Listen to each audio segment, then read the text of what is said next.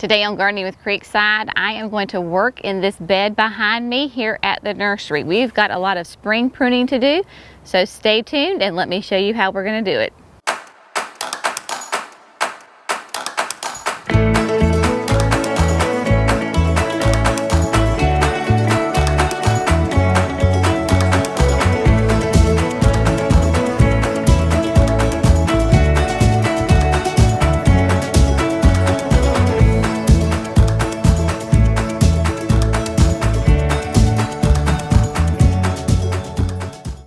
Hello friends, welcome to Gardening with Creekside. I am Jenny and today we are here at the nursery. We are going to work on the bed behind me. It is the middle of March. This is the perfect time. Maybe we're just a little bit late to actually do some pruning in this bed. So I thought it would be a great little tutorial to show you exactly how to prune some of these shrubs and these perennials. Because this bed has so many different plants in it, hopefully this will apply to a lot of different people. So before we get started, I'm going to tell you kind of the equipment that you're going to need. Now today I am going to use, this is an electric trimmer that Jerry got for me, I believe it was last year, because we had a gas powered one. I never could get it to run. It was really heavy. It was just a pain. So I love the electrical one because it's simply just with a little flip of a switch and it turns on. The battery lasts forever. So it's really easy to use. Now, if you don't have a trimmer, don't worry. Of course, I would really suggest that you get a good pair of clippers. I took mine out of my pocket, but a good pair of clippers, little hand pruners. At the very last resort, if you have a pair of scissors, there you go, that will work. Now, in this bed, we're gonna basically prune everything except for one shrub. I think contrary to belief, most people think that you're supposed to do like your heavy pruning in the fall. Certainly there are some cases where you can, but in our experience, the vast majority of our shrubs really need to be pruned in the spring right before they flush out with their new growth. So that is what we're going to do today. At the very back of this bed, and this is a bed that connects between the barn and the two greenhouses. So it's just really nice. Customers can pull up to here. If you will remember back to last year, this is where I planted the bubblegum hanging baskets here in the base. So all the way at the far corner, I have some perennial grasses. So we're going to take care of those and tell you exactly how to do it. We also have in here sunshine Ligustrums. They can handle a nice little prune early in the spring. We have little lime hydrangeas. They definitely need to be pruned late winter, early spring. We have grand cascade butterfly bushes, again, just like those panicle hydrangeas. They really respond well to pruning late winter, early spring. Down at the bottom, we have some kaleidoscope abelias. They're getting, you can tell, they're long, they're leggy, they need to be cut back so that way this spring they get nice and tight with some good, pretty color. So we're gonna go through and I'm gonna tell you exactly how we're gonna prune, how you prune each shrub or perennial, and hopefully this will translate to some really happy plants in your garden. So what we're gonna do is we're gonna start at the end with the perennial grasses and then kind of work our way forward. So let's get started. Before you ask me what kind of grass this is, my answer is going to be I have absolutely no idea. Remember how we talk about we get inherited plants or you can give plants to friends? Well, my mama, sweet thing, bless her soul, gave me I think like 2 or 3 of these mother plants of this grass, and they did fantastic. They loved the spot that they were in at our house. Well, they loved it so much that they sent little seeds and babies were everywhere. I mean, it was slightly invasive, I'll just say that. So all of these came from those 2 mother plants. So I have no idea what they are because she didn't know what they are. They are a great grass. They are full sun. These do not probably get as much sun as they should because the ones when we had at our house, I mean, massive, but they are a beautiful green. They do these great little plumes. So here, because they're not in their prime location, they're not as invasive. Hence, this is why I have kept them. We do not have babies popping up everywhere. Now, perennial grasses, I would say the vast majority of your perennial grasses, you want to basically give them a flat top, a buzz cut, in the late winter, early spring, before the new growth starts to come out. Why do you do that? Well, one, we leave this because it gives us some winter interest, but we want to cut all of this back as low as it possibly can go before all the new green growth starts to come out. If I wait to cut them before I see green growth, I cut it and then that green growth has been cut, so then the tips are going to be brown, which long term during the season is not the prettiest thing. There's a lot of ways you can do this. I have seen people take string and tie them up really tight like a ponytail and then cut them back. It makes for cleanup to be a little bit easier, but then again that takes some time to do it. So either way, I simply am just going to come in here and just as low as I possibly can go, just cut them back. So we're going to do this one. I'll show you what it looks like and then we'll move on and just do the rest of them. Super easy. You cannot mess this up, I promise.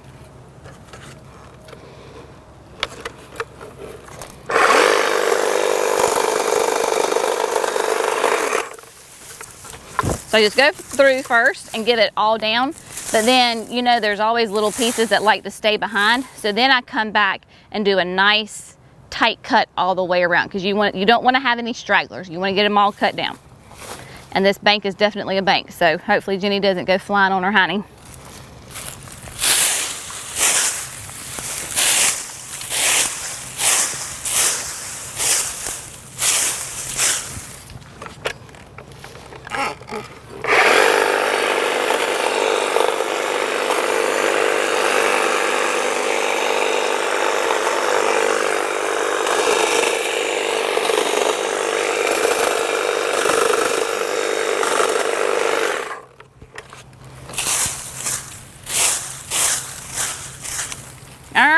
So there you go. You can see, I mean, buzz cut, take it down to the ground.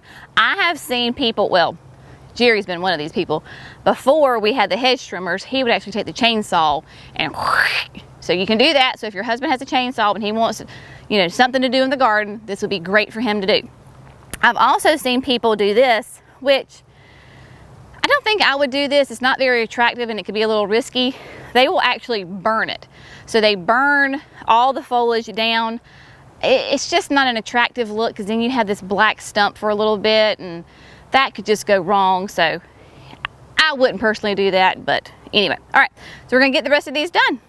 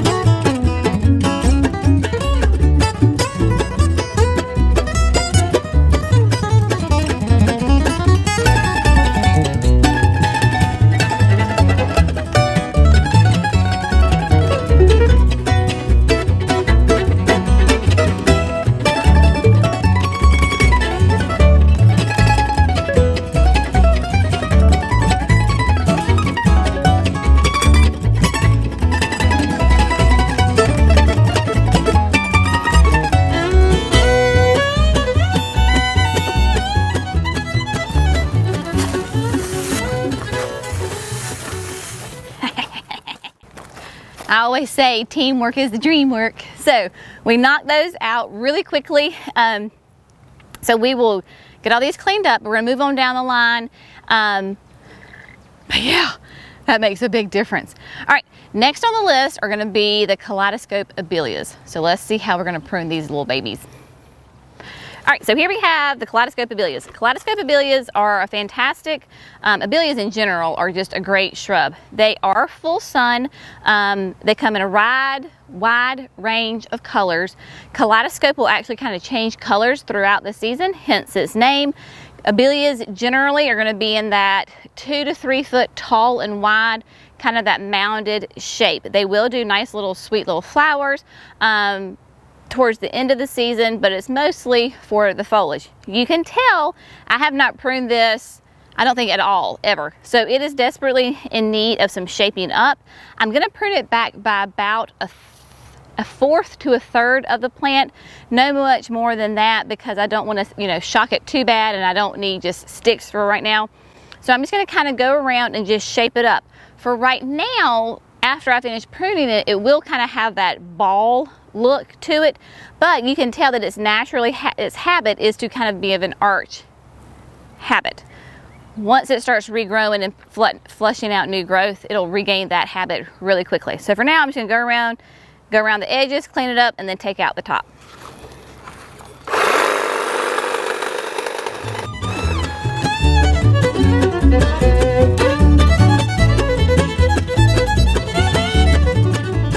So I always like to kind of cut and then clean up and then see where we are with the shape.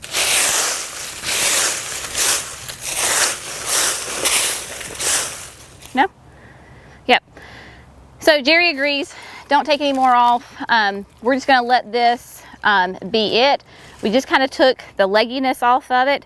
So it's not, like I said, it's not horrible. And then once the weather turns really consistently and it gets all that great warmth and heat, it'll start to flush out and really thicken up and get lots of new leaves on it. I am gonna tell you on this video, our main focus is pruning because this is a pretty big bed.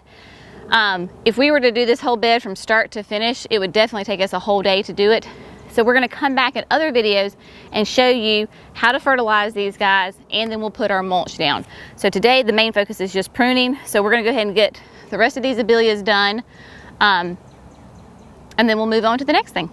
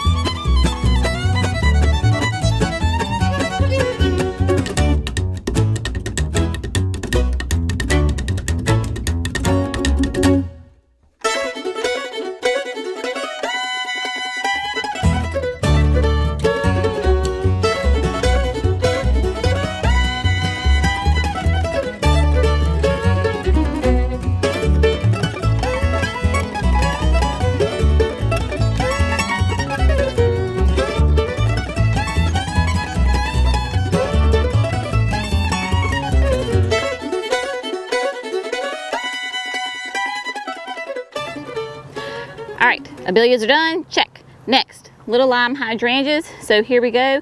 This little lime, of course, is a type of panicle hydrangea. You know panicles are panicles because they basically have their bloom shape is like a cone, an upside down cone. Panicles bloom on new growth, which means the reason that we prune them back is because we want to encourage more growth, right? So when you encourage more growth, they bloom on new growth. Hence, when they put on the new growth, they're also going to put on flower buds. So we're gonna go in here, and when we planted these, they were like a 1 gallon, and they were pretty small. Your little limes will come to be about in that 3 to 5 foot range. And all I'm doing is I'm taking the plant back by about a third to a fourth. I'm not gonna prune these really severe because they are on the smaller side, and I don't want to take it back too much. So you're just going to go in here, you know, relax, take it easy, and just come in here. You could be, if you wanted to, be really precise, and you could come and clip right above where you see like 2 little buds getting to kind of swell. That's where the leaves are going to be. You can do that because it will then, where those 2 little buds, that means it'll be a branch on each one. Or if you're not too particular, just go in and clip. Trust me, they will be fine. And voila, there you go. It's as easy as that. So you'll have a couple of little sticks for a little bit, but as soon as the new growth flushes out, these will be nice and tight, and you'll be covered in blooms all summer long. So we've got these dotted down through there. We'll get those. Let's go ahead and do a butterfly bush. Let's do the butterfly bushes next because the hydrangeas and the butterfly bushes are really close to each other. So let's go next door. Now, beside of me in these arching evergreens, these are the Distyliums. The Distyliums are going to be the one that I'm not going to prune. I'm going to leave these alone. They are a great, Distyliums are more wide than they are tall. They are gorgeous, dark, glossy green leaves. And right now they're actually blooming. It's hard to see, but they'll put on little tiny red buds and little flower buds. Just really, really attractive. If I want to come back and prune this, if I feel like it's getting a little too long and leggy for me, I can do that after they flower. I don't want to cut the flowers off right now. So what I would do is just come in like on this length and just trim it back just a little bit. This is something that I would use my clippers for, not the pruners, because I really do not want to give this that really tight, bald look. I would just want to come in and take a little bit of the length off, but I really don't think I'm going to do that this year. I'm going to leave them alone. Next door is Grand Cascade. Now, butterfly bushes, as far as this goes, they're all the same, okay? So butterfly bushes are like your panicle hydrangeas. They bloom on new growth. You need to prune your butterfly bushes. Again, it's super simple. I could do it with the pruners or I could do it with the hedge trimmers. Grand Cascade is an arching type habit of a butterfly bush. So I am really going to come in here. That's why it's kind of leaning. You're like, Jenny, what's wrong with this thing? Well, it has a natural arch to it. So that's one reason why it's leaning. And two, behind me, if you can tell, we have some woods. And I think as these trees are growing, they're blocking out a little bit more of the sunlight on these guys. So in a couple of years, we may have to revisit if these sun-loving shrubs are the best thing for this spot. But for now, they're doing great. So again, I come in, I find where my little leaves are, because butterfly bushes do not typically, for us in North Carolina, go completely naked in the winter. So they'll always have some foliage on them. You know, they're not obviously not blooming in prime time, but I can see much easier kind of where those little flower nodes are. So any of those sticks, limbs, I'm going to come in and take back, because again, by cutting it back, I'm encouraging new growth, which means lots of beautiful flowers. It's called a butterfly bush for a reason, because the butterflies just absolutely adore this plant. Grand Cascade has massive blooms on it, and it's a nice, really kind of a pale lavender color. And it was at the end of the season last year. I mean, it was late and it was still blooming, still very happy. And we had some monarch butterflies come and were eating on the blooms. It was fantastic. All the other butterflies were long gone, but these monarchs evidently had recently hatched and having one last snack before their migration. So there you go. So we just take it back to the nubs. Again, as soon as it starts to get consistent warm temperatures, they will flush out. So again, I'm just going to work myself down here and do the little limes and the Grand Cascades all at the same time.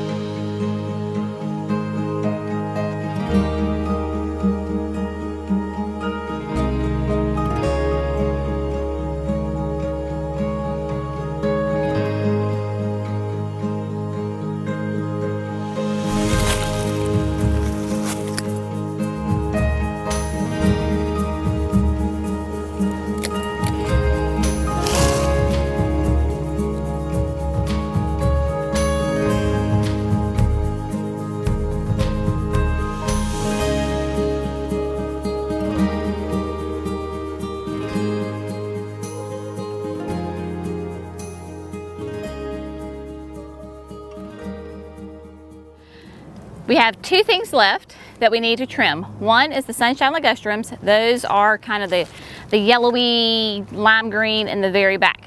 You will notice right now they look a little sad. Sunshine ligustrums are a fantastic shrub here in the South. They are evergreen. The more sun they get, the more just this vibrant yellow color. They just actually glow.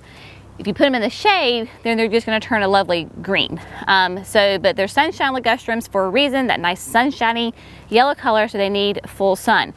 There is one kind of downside about the plant is that we have, after several years of growing it, come to realize that this is the time of year where they kind of look their worst, because what happens is, it's like we used to have chickens. They molt, right? So they kind of lose their old feathers. The sunshine ligustrums kind of shed their old leaves right before spring comes, and then they flush out with all this beautiful new foliage. Again, this is the perfect time to prune them. So I'm going to be pretty severe with my pruning. One, to shape them up, get them all kind of the same size. Then again, it encourages all of that new growth. So then they will just be nice and full and that beautiful yellow color, just really easy. Another thing that we have noticed, and we've talked about this with the breeder a couple of years ago, was that sunshine ligustrums don't like to have really wet feet. So if you have a really wet winter or they're getting too much water, then they will tend to suffer a little bit. And heaven knows the last 2 winters we have had extremely wet winters. So this is also part of that effect of a little bit too much water in their system, so they lose their leaves. Again, you trim them back nice and severe, then they will flush out with gorgeous foliage in the spring and the summer. Also, between there, dotted through, there might be probably hard to see right now, are another perennial grass, and this is I believe it's Hamlin grass. No, Jerry says no. Desert Plains? Desert Plains. At this point in the season, all these little grasses look the exact same. So this is Desert Plains grass. Again, it's a nice full sun perennial grass. So I'm going to treat it, even though it's nice and petite right now, I'm going to treat it just like I did the other grasses and really just take it back as far as I can go. So that way when the new growth flushes out, it will be nice and gorgeous. So I am getting ready to whack the heck out of these sunshine ligustrums. Let's get going.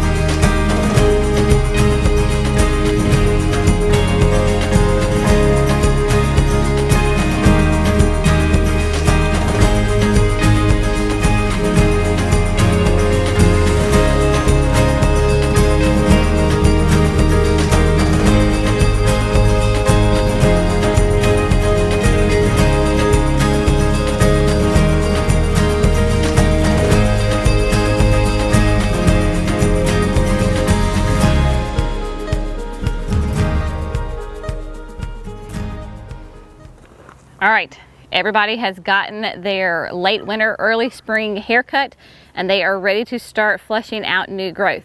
Now I know this bed is still not, magazine worthy. That's all right. We do things in steps as you have time. This was a pretty big job cutting all this stuff back. Praise the Lord, Jerry was like, let's just get the blower and just kind of, make the debris disappear except for the grasses, which I love that idea. Makes things a whole lot easier. We will come back. We're gonna be in this bed a lot this spring, early summer, because there's just so many great things to do in this space. Obviously, there's 3 things that are next on top of the priority. 1, getting the weeds under control because, they've had a great winter in the bed. 2, we're going to come back and we're going to fertilize everything. So we're going to do a whole video on how you can fertilize, what plant receives what kind of fertilizer, so on and so forth.